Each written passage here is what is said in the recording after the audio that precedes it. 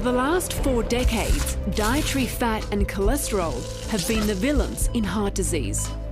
You very seldom see the word saturated fat in the public press when they're not associated with artery clogging. So it's like it's all one term, artery clogging saturated fats. But now some medical experts are coming forward to challenge this medical paradigm. I think it's a huge misconception that saturated fat and cholesterol are the demons in the diet, and it is 100% wrong. Saturated fat has been vilified for years because of the cholesterol theory. A multi-billion-dollar food industry has fueled our phobia of fat and cholesterol and dramatically influenced our diet. That's not science, that's marketing. It's lived past its expiration date, and it's one of these hypotheses that just won't die. Have we all been conned? In this episode, I'll follow the road which led us to believe that saturated fat and cholesterol cause heart disease and reveal why it's been touted as the biggest myth in medical history.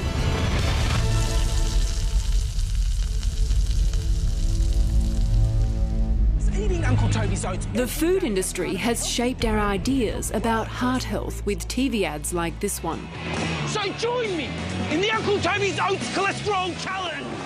Lowering our cholesterol has been a running theme with the food industry.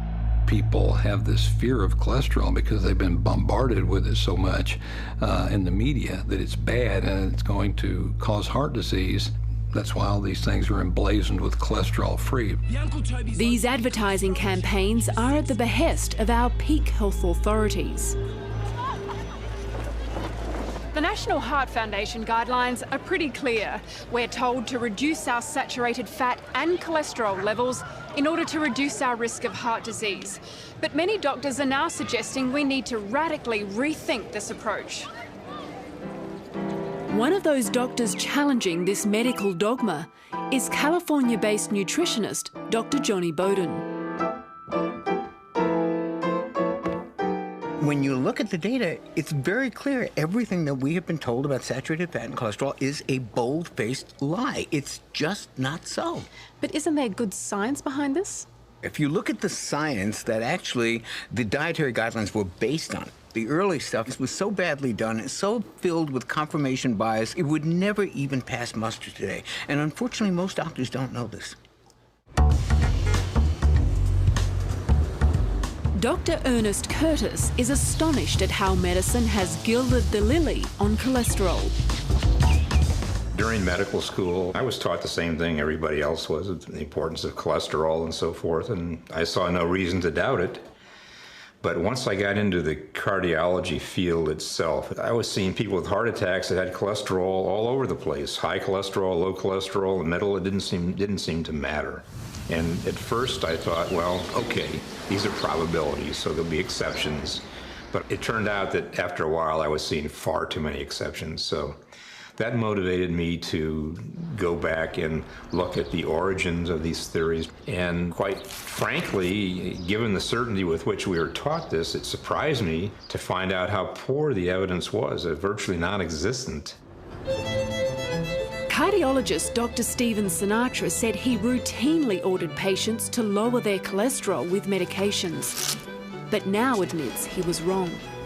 I used to be the poster boy for the drug companies, and when I was chief of cardiology, I used to write for statins all the time. I really believed in the cholesterol theory of heart disease. I first became skeptical of the cholesterol theory in like the mid-'80s. I was doing coronary angiograms, and you place a tube in the groin, it goes up into the heart, and you can see if there's blockages there.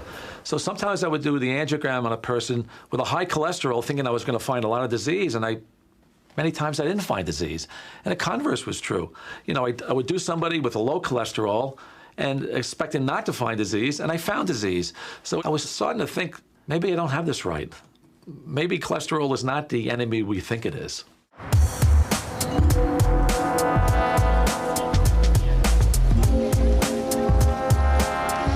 Become so paranoid about cholesterol, we've actually forgotten it's essential for life.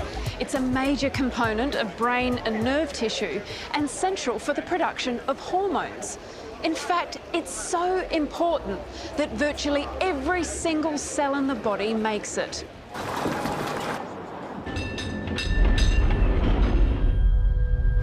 Aside from people with a genetic condition like familial hypercholesterolemia, diet has long been the focus of how we can lower our cholesterol.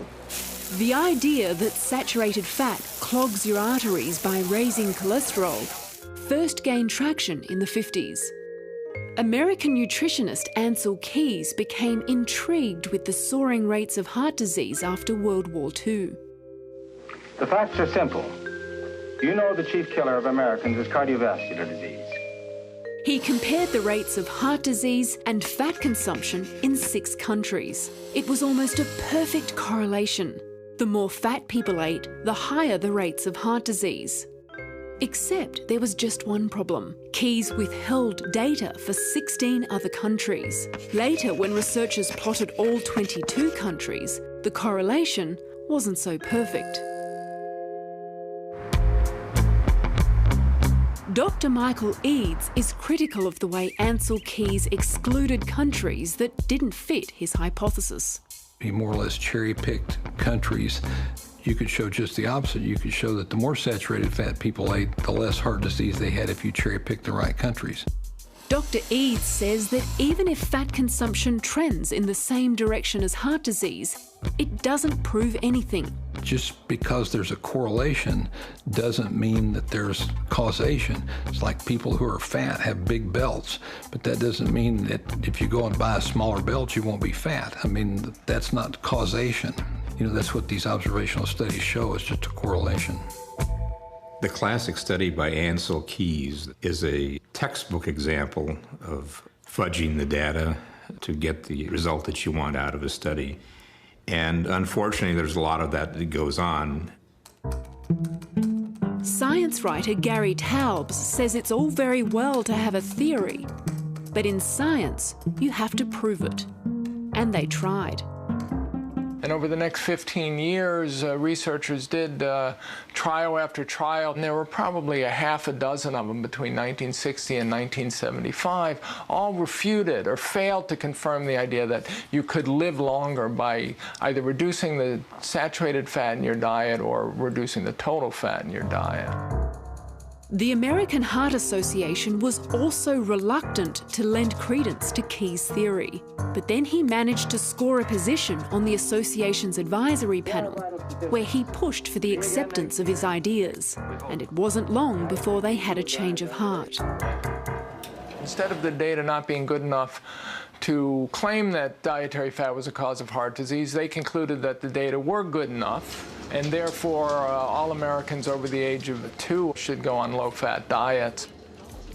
As the idea gained widespread acceptance with the public, science was left to catch up. 2 ambitious trials costing over $250 million, involving hundreds of thousands of patients, both failed to prove that lowering saturated fat could reduce your risk of dying from a heart attack.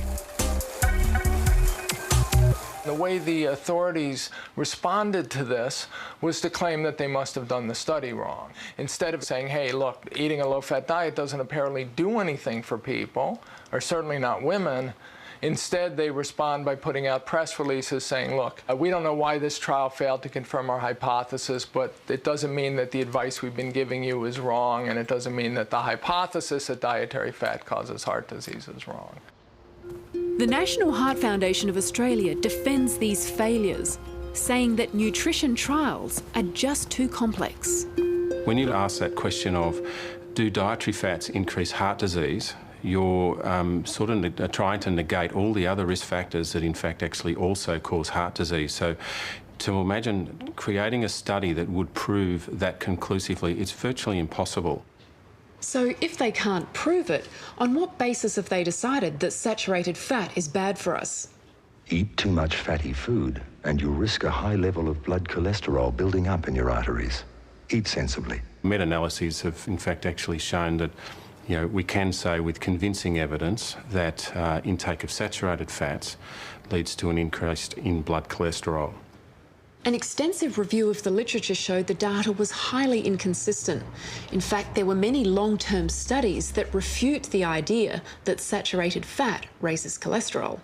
So I approached the National Heart Foundation for further evidence. They said the data was complex. They cited one study which showed only certain types of saturated fat could raise bad cholesterol, but it also raised good cholesterol. In the end, they concluded, we agree, we are limited by the evidence base available at this time. A study called the Heart study. I asked Australia's leading lipid expert what he thought. So should we be giving people dietary advice if there is such poor adherence and the studies aren't available? I think there are some very telling pieces of evidence which have been used to establish the importance of avoiding saturated fat. If saturated fat is completely benign, if it's actually beneficial, where's the evidence in support of that? Where's the evidence of an alternative cause? And we are particularly keen to get some dietary advice because otherwise, what do we offer people? But Dr. Curtis disagrees with giving people dietary advice when he believes the evidence is insufficient. He says diet has very little influence on your blood cholesterol in the long term. The reason for that is that your body manufactures 80 to 90% of your cholesterol. Really, very little of it comes from the diet. Most people seem to have a genetically preset level for the cholesterol in their body, and it may be in a range. But they're generally going to seek to stay within that range. So if somebody cuts all the cholesterol out of their diet, their body will simply start making a little bit more to bring it back up into the range. In the 60s, British physician John Yudkin challenged Key's theory, claiming that sugar was the culprit in heart disease, not saturated fat. But Keyes was politically powerful and publicly discredited Yudkin's theory. By the early 1970s, Ancel Keys was ridiculing John Yudkin and his theory in papers, and just on the basis of that sort of personality and political struggle, the nutrition community embraced this idea that saturated fat was the problem, working through dietary cholesterol, and began to think of the idea that sugar could cause heart disease as akin to quackery. And Yudkin was eventually ridiculed. Keyes won the diet war, helped by his rise to fame after appearing on the cover of Time magazine. This widespread publicity meant that Key's theory went from weak hypothesis to medical dogma. It would turn out to be one of the most significant events in the history of post-war medicine. The consequences of this study would reverberate over the next several decades to influence public opinion, government policy, and the way doctors practice medicine today.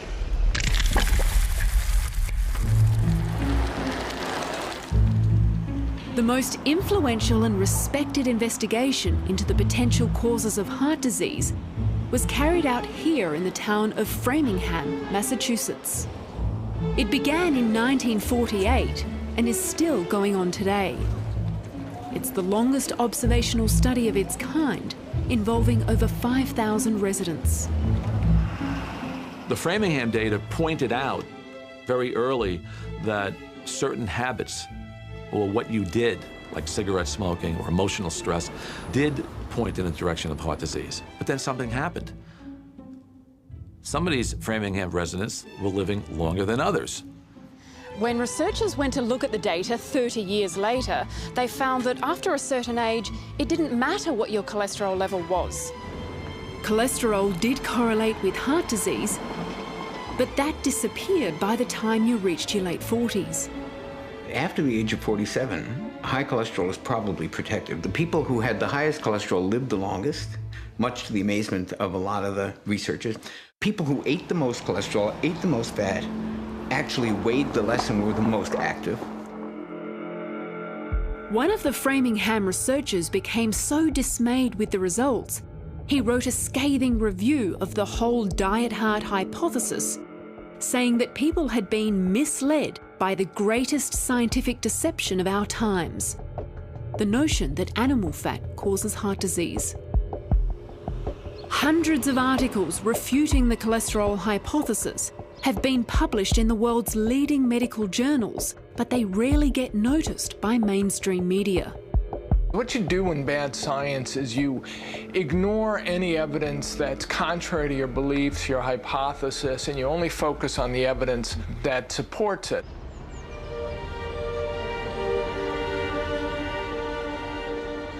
In 1977, the US government stepped in. Senator George McGovern, an advocate of Ansel Keys' theory, headed a committee hearing to end the debate once and for all. And they are the ones that really have put us in the nutritional mess that we're in now, because based on virtually zero science, they decided that a low-fat diet was the best thing for us all.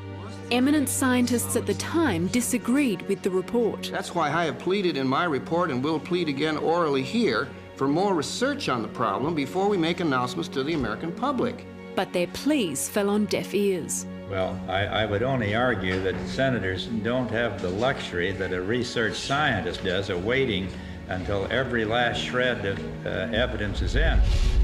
News reports began peddling the same message.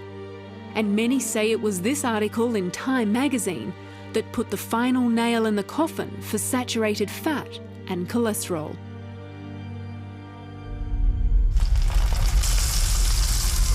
This led to the creation of the food pyramid, which formed the basis of our dietary advice in the following 4 decades.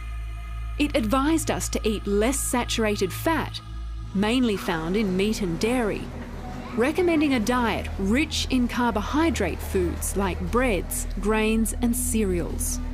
McGovern himself was from a big wheat-growing state, so it didn't hurt him politically that people moved away from foods of animal origin into breads and pastas. There is one diet that stands out from the rest, the Lyon Diet Heart Study, which touted the benefits of a Mediterranean diet.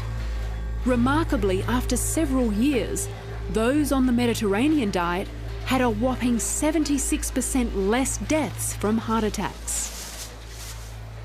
So why did the Mediterranean diet get such a spectacular result when all the others had failed? I'll explain why later, but one of the most interesting things to come from that study went virtually unnoticed. Here's the part that nobody talks about. So you'd think that in the group that had the double-digit reduction in heart disease, their cholesterol levels must have plummeted, right? The cholesterol levels didn't budge. Both groups had the same cholesterol levels, except one group just stopped dying. So much for the relationship between cholesterol and the risk for heart disease. This is the average amount of saturated fat a person consumes in a month. Atherosclerosis begins when plaques build up in the arteries. If saturated fat can clog this pipe, imagine what it's doing to yours. But contrary to popular belief, neither saturated fat or cholesterol deposit on the artery wall like sludge in a pipe. Nobody knows what begins the process, but damage on the artery wall causes inflammation. The body responds by recruiting cells to fix the problem. Tissue cells called macrophages clean up the debris, which consists of things like bacteria, calcium, and cholesterol. A fibrous cap grows over the plaque, trying to conceal the inflammation. If the cap bursts, the plaque's contents are released, and a clot may block the artery, after which a heart attack ensues. Dr. Curtis has a theory on what initiates the damage that begins atherosclerosis.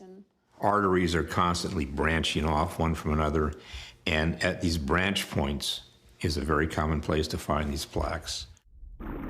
The study of fluid dynamics shows this is where the artery experiences the most stress from the tremendous pulsatile force of blood coursing through the artery at high pressure. Veins don't endure the same pressure as arteries, so they never develop plaques.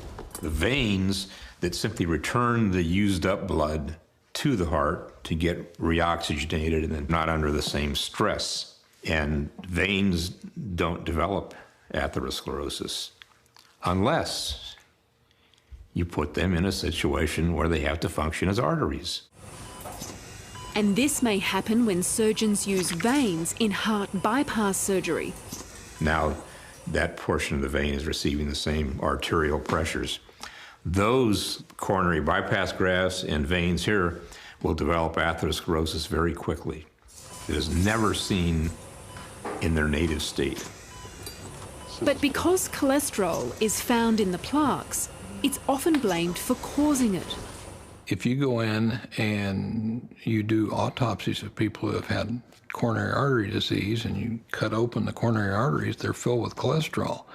So it's not a big leap to say, gosh, I shouldn't eat that because it's going to go right into there, but that's not the way it works. Dr. Sinatra says blaming cholesterol for causing plaques is like blaming firemen for causing fires, just because they're always at the scene. Cholesterol is really not the villain. I mean, we need it to live. The problem is cholesterol is involved in a repair process. Look, cholesterol is found at the scene of the crime. It's not the perpetrator. And where I sit now as a cardiologist, practicing cardiology for over 4 decades, it's very low down on my list of risk factors. Cholesterol is a waxy substance that doesn't dissolve in the blood, so it has to be ferried around by proteins, mainly LDL and HDL. LDL is said to deliver cholesterol to the tissues, hence it's bad, and HDL is said to remove cholesterol from plaques, hence it's good. You know, small needles are good. But when Dr. Sinatra has his annual blood test, he says he's not that concerned about cholesterol. What about the bad cholesterol? You call it the LDL, bad cholesterol? Well, you know, I don't really call it bad unless it's oxidized. Remember, if it's oxidized, then it's inflammatory. So cholesterol's not bad only if it's oxidized?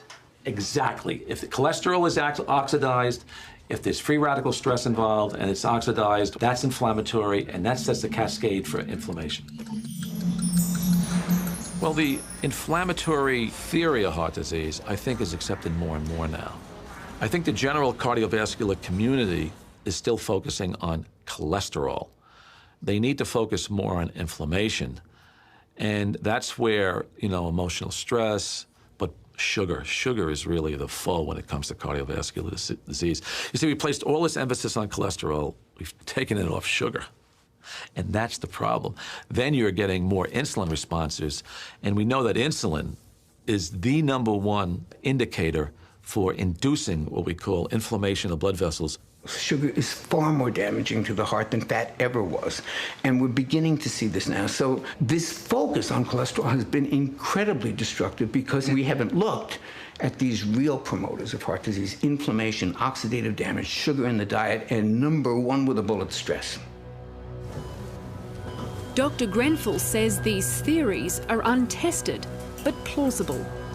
These are still hypothetical questions that need to be answered about why does high blood pressure cause damage to the artery walls. I mean, these are all fantastic ideas, and how fantastic it would be if we found that there were simple ways of preventing heart disease by lowering our body's inflammatory response and also its enthusiasm to, in this hypothesis, to heal itself or to heal holes in the arteries. So it's also plausible that maybe cholesterol isn't the driving factor in this process. It's a contributor. Dr. Sullivan does concede that an aspect of the food pyramid was a mistake. He says replacing fats with carbohydrates didn't help the rising obesity problem. If you replace fat with carbohydrate, you will probably be a little bit more inclined to be hungry. Your insulin levels will be a bit higher.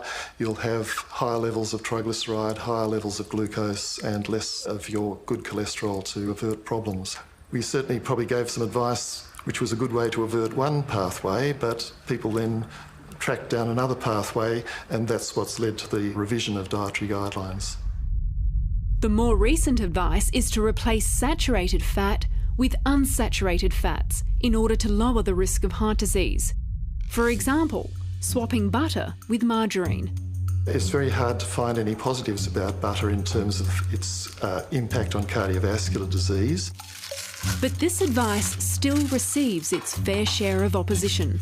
Margarine is a perfect example of the stupidest nutritional swap out in history. We had this trans fat-laden, crappy, manufactured product that we were eating because we were so phobic about saturated fat and cholesterol. To switch to polyunsaturated fats with the vegetable oils, that's horrific advice. The polyunsaturated fats, the vegetable oils, these omega-6 oils are inflammatory because they're very prone to oxidation. Have we been given the wrong advice? We've absolutely been given the wrong advice. People became afraid of saturated fats, so they said, okay, we've got to do something to replace the saturated fats, and so let's do it with vegetable oils. Well, vegetable oils don't have the same cooking qualities that saturated fats do. Polyunsaturated fats have a lot of double bonds in them, and double bonds are prone to free radical attack. It becomes a rancid fat, and it becomes really bad for you. And saturated fats, on the other hand, have no double bonds. That's why they're incredibly stable. That's why they're great for cooking. That's why they're great for frying. And that's why they don't really perpetuate free radical cascades in the body, because they're inert fats. They're mainly just protein. Dr. Eads says butter and coconut are not harmful to your health and recommends those fats over the omega-6 vegetable oils. When vegetable oils are used to manufacture margarine, they undergo a process called partial hydrogenation, which results in the formation of industrial trans fats, and everybody agrees they're bad for you. It's important to look for products that have them removed, although Australia doesn't have mandatory labelling of them. Junk food, for example, is riddled with industrial trans fats.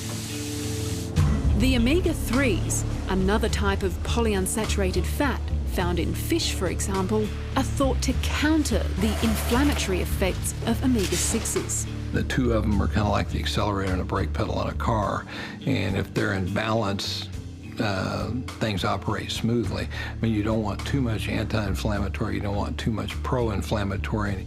Because of the advent of vegetable oils, we now have tons of omega-6 fats and really very little omega-3 fats.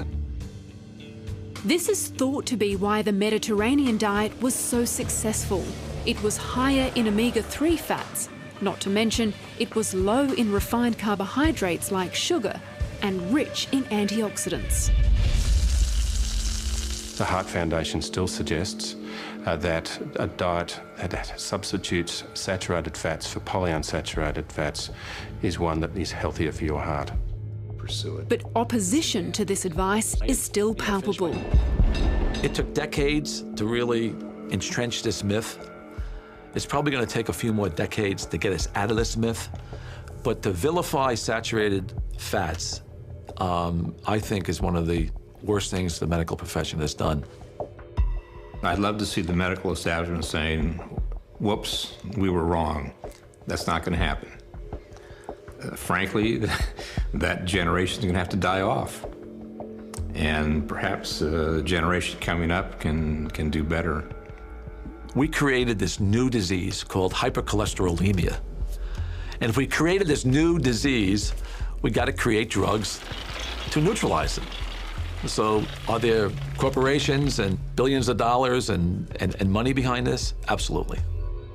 Next week on Catalyst, I find out why medications to lower cholesterol have become one of the most widely prescribed drugs in the history of medicine.